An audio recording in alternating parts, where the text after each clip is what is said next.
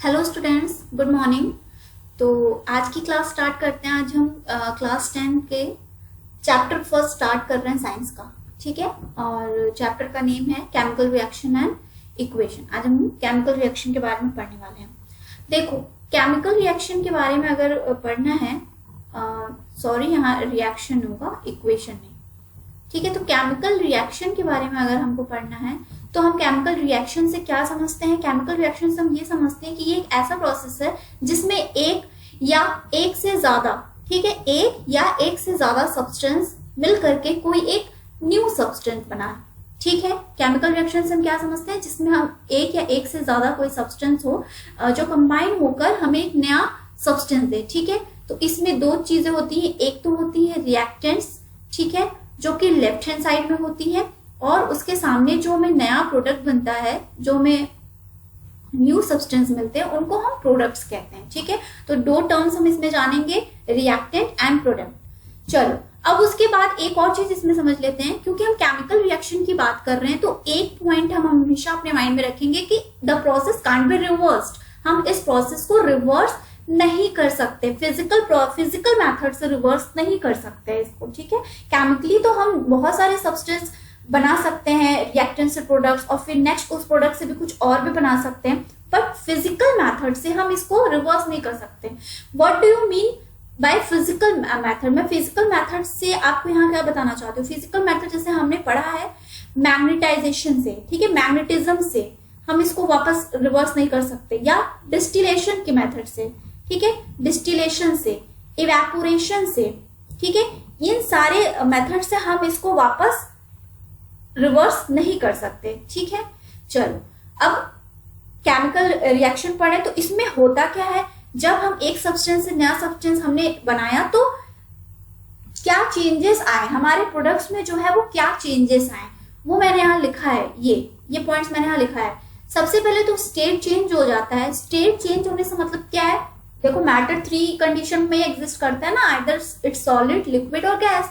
तो इसकी state change हो सकती है। मे बी इट्स पॉसिबल कि अगर हमने सॉलिड रिएक्टेंट्स लिए हुए हैं या सॉलिड प्लस लिक्विड रिएक्टेंट्स लिए हुए हैं तो मे बी हमें लिक्विड प्रोडक्ट्स में मिले, maybe we get gas. ठीक है, हमें गैसेस स्टेट में, तो हमारा स्टेट चेंज हो जाएगा, हमने सॉलिड लिक्विड गैस से, या स्टेट जो होगी चेंज होगी। कलर भी तो चेंज हो सकता है ना, कलर भी तो चेंज होगा हमारा, जो हमारा रिएक्टेंट्स का जो भी सब्सटेंस का जो कलर है वो चेंज हो सकता है। टेम्परेचर, ऑफ कोर्स हम रिएक्शन कर रहे हैं तो हमारा टेम्परेचर तो ऑब्वियस सी बात है कि चेंज होगा ना। हम जब भी केमिकली रिएक्शन करते हैं तो हमेशा हम देखते हैं कि गैस इवॉल्व होती है या उसका टेम्परेचर बढ़ जाता है। ठीक है, evolution of gas, evolution of, जब हम कोई एसिडिक मीडियम यूज करते हैं तो हम हमेशा ऑब्जर्व करते हैं, जब आप प्रैक्टिकल करोगे तो ऑब्जर्व करोगे कि जब भी कोई रिएक्शंस होते हैं तो उसमें जाहिर सी बात है कि वो गैसेस फॉर्म में क्या होते हैं, उसमें से इवोल्यूट होते रहते हैं, उसमें से गैसेस क्या होते हैं, इवोल्यूट होते रहते हैं। अब हम क्या पढ़ेंगे?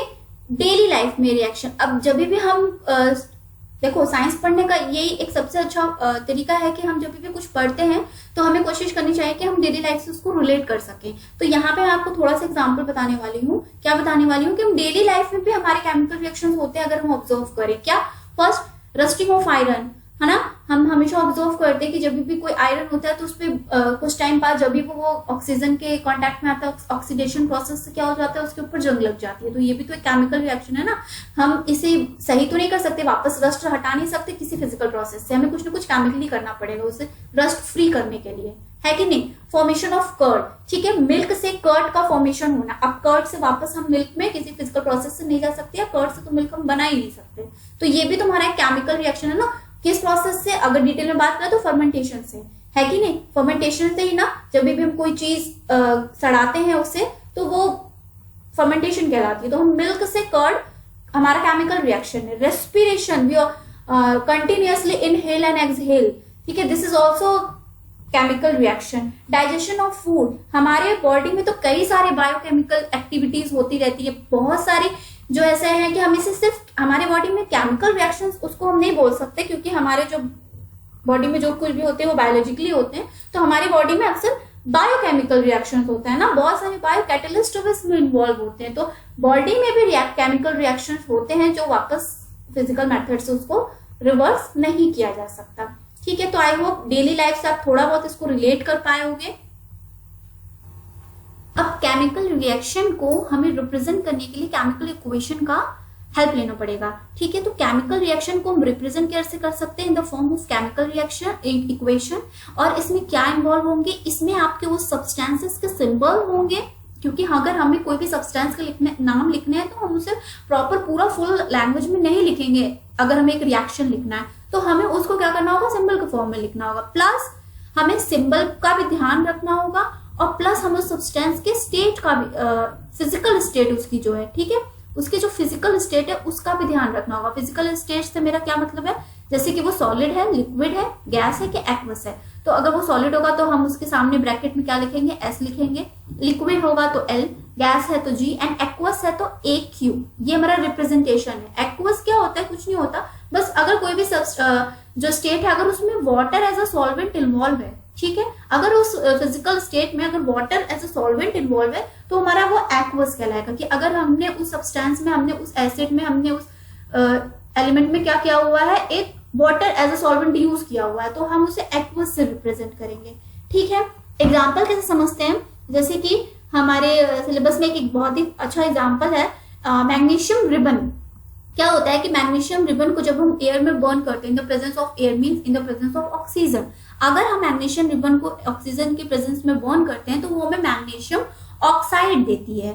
ठीक है, एज अ लैंग्वेज मैंने आपको एक्सप्लेन कर दिया, but how could you right in the form of reaction. अगर हमें उसे रिएक्शन की फॉर्म में लिखना हो तो हम कैसे लिखेंगे, देखो मैग्नीशियम, मैंने क्या बोला, सिंबल और स्टेट का ध्यान रखना है। तो सिंबल, मैग्नीशियम का सिंबल क्या है, Mg, और उसको किसके प्रेजेंस में हम बर्न कर रहे हैं, एयर में क्या होगा, ऑक्सीजन, ऑक्सीजन का सिंबल ये। तो मैंने क्या बोला, हमें क्या मिलेगा, मैग्नीशियम ऑक्साइड मिलेगा। क्या मिला, मैग्नीशियम ऑक्साइड मिला।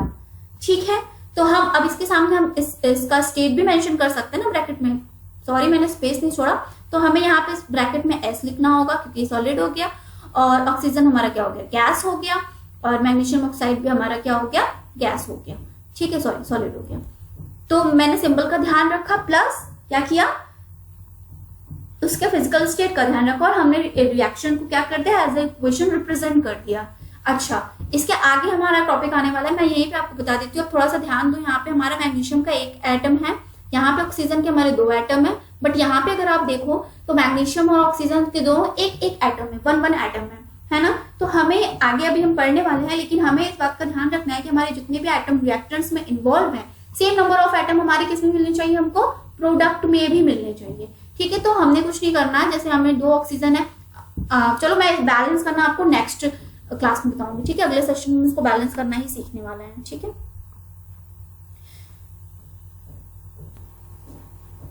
चलिए, तो अब हम लोग यहाँ पे क्या करने वाले हैं, मैंने आपके सामने एक इक्वेशन लिखा हुआ है, केमिकल इक्वेशन लिखा हुआ है, हम इसको बैलेंस करने वाले हैं। ठीक है, तो आगे जाकर तो आप डायरेक्ट बैलेंस करोगे, बस हमें स्टार्ट बेसिक से करना है।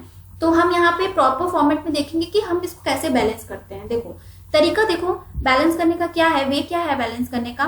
मैंने यहाँ पे एक टेबल बनाया हुआ है जिसमें मैंने एलिमेंट, ये हमारा रिएक्टेंट है, ठीक है, ये आर से मैंने रिएक्टेंट को यानी लेफ्ट साइड वाले सब्सटेंसेस को रिप्रेजेंट किया, और ये पी से मैंने प्रोडक्ट को रिप्रेजेंट किया है। ठीक है, अब एलिमेंट में ये टेबल में हमने क्या करना है, सबसे पहले तो हमें एलिमेंट्स के नेम लिख देने हैं। मींस कि हमारे जो पूरे इक्वेशन में जितने एलिमेंट्स इन्वॉल्व हैं उन सारे एलिमेंट्स को अलग अलग लिख देना है। जैसे हमारा Fe यानी आयरन इन्वॉल्व है, H हाइड्रोजन इन्वॉल्व है, और O ऑक्सीजन, तो सबके सिंबल हमने लिख देने हैं। अब क्या करना है, अब हमें रिएक्शन वाले साइड से, रिएक्टेंट वाले साइड से स्टार्ट करना है। हमें रिएक्टेंट वाले साइड में देखना है कि Fe के कितने एटम्स प्रेजेंट हैं। ठीक है, एटम से ही हमारे ना मॉलिक्यूल्स बनते हैं, तो हमें इसमें चेक करना है कि हमारे पास कितने आयरन प्रेजेंट है। तो यहाँ पे देखो 1 है, तो हम यहाँ 1 लिख देंगे सिंपली। ठीक है, H देखो, H यहाँ पे कितने हैं, सिर्फ रिएक्टेंट साइड में देखना है, हमें प्रोडक्ट साइड में नहीं देखना है। तो H कितना है, 2H है, तो हम यहाँ 2 लिख देंगे, और O कितना है, 1 है।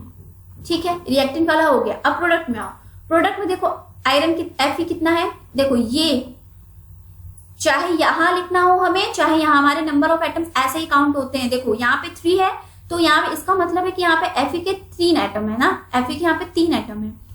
H के यहाँ कितने एटम है, यहाँ 2 लिखा है, तो 2 एटम है H के। O के कितने हैं, O के देखो यहाँ पे O के 4 एटम है, तो यहाँ पे 4 लिखना है। अब जरा एक बात ध्यान रखना, जब भी मैं एटम्स काउंट करने होंगे तो एक बात और ध्यान रखना, हमने कभी भी हम यहाँ पे एक्स ब्रैकेट लगा लेंगे, ठीक है। जब भी हम इसमें बैलेंसिंग करेंगे, जब जो जिस नंबर से हम इसमें मल्टीप्लाई करने वाले हैं, हमेशा हमें उस नंबर को यहाँ पे लिखना है, ठीक है। यहाँ पे हमें लिखना है, इस पे भी ब्रैकेट लगा लो, यहाँ पे हमें बैलेंस, इस तरह से हमें बैलेंस करना है, ठीक है। हमें इसके इस पार्ट से बैलेंसिंग नहीं करनी, हम इसके सफिक्स में कुछ नहीं लगाएंगे, ठीक है। जो भी लगाएंगे हम इसके बाहर लगाकर ही नंबर्स बैलेंस करेंगे। और फिर काउंट कैसे होते हैं वो आइटम्स, जैसे सपोज करो, ध्यान दो, अब मैंने क्या बोला, जितने आइटम्स आपके रिएक्टेंट में हैं उतने ही प्रोडक्ट में भी होने चाहिए। तो यहाँ Fe रिएक्टेंट में तो 1 है, लेकिन प्रोडक्ट में कितना है, 3 है। कैसे बैलेंस होगा, मैंने कहा सफिक्स में आपको नहीं इंक्लूड करना, आपको बगल में इंक्लूड करना है। तो आपने 3, यानी कि 3 आइटम हो गए किसके, Fe के। Fe बैलेंस हो गया ना, Fe यहाँ पे बैलेंस हो गया, यहाँ रिएक्शन में भी 3 आ गया, ठीक। चलो H पे आओ, H यहाँ 2 है और यहाँ भी 2 है ना, टेबल में देखो H यहाँ 2 है, यहाँ 2 है, तो अभी इसको बैलेंस करने की जरूरत नहीं है। आगे देखो, ऑक्सीजन यहाँ 1 है रिएक्शन में और यहाँ 4 है, तो यहाँ 4 से इंटू करना पड़ेगा ना, रिएक्शन के साइड 4 से इंटू करना पड़ेगा। तो कहाँ करेंगे, यहाँ नहीं लिख देना, कहाँ लिखना है, बाहर ही लिखना है। इसका भी मतलब ये 4H के साथ भी जा रहा है और ये 4O के साथ भी जा रहा है, ठीक है। तो अब यहाँ ऑक्सीजन का एटम तो 4 हो गया ना, नंबर ऑफ ऑक्सीजन तो यहाँ पे 4 हो गए, लेकिन अब ध्यान दो H का क्या हो गया। जब भी ऐसा कुछ लिखा हुआ दिखे, अब तुमसे कोई पूछे कि H के यहाँ पे कितने एटम्स है, तो हमेशा इन दोनों को आपका क्या करना है, इंटू करना है। तो अभी इस टाइम आपके पास H रिएक्टेंट वाले साइड में 8 हो गए हैं। कितने हो गए, यहाँ पे कितने हो गए, 4 से यहाँ पे इंटू कर दिया तो 8 हो गए। तो अब यहाँ भी तो करना पड़ेगा ना 8, यहाँ भी क्या करना पड़ेगा, 4 से इंटू करना पड़ेगा। तो यहाँ पे देखो हाइड्रोजन कहाँ दिख रहा है, इधर, यहाँ क्या लिख दो, 4। अब बैलेंस करो, देखो यहाँ 3 Fe के भी हो गए, है ना, यहाँ पे 3 Fe के हो गए रिएक्शन में, प्रोडक्ट में भी। H यहाँ भी 8 हो गया, यहाँ भी 8 हो गया। O मैंने यहाँ पे 4 से इंटू किया ना, ये 4 इस O के लिए ही है, ठीक है। H और O दोनों के लिए है, तो O भी 4 हो गया और ये भी 4। बैलेंस हो गया हमारा इक्वेशन, है ना, बैलेंस हो गया। अब पीछे वाला इक्वेशन याद करो जो मैंने पीछे भी पढ़ा है, Mg plus O2 gives MgO। इसको बैलेंस करो तो बहुत ईजी है।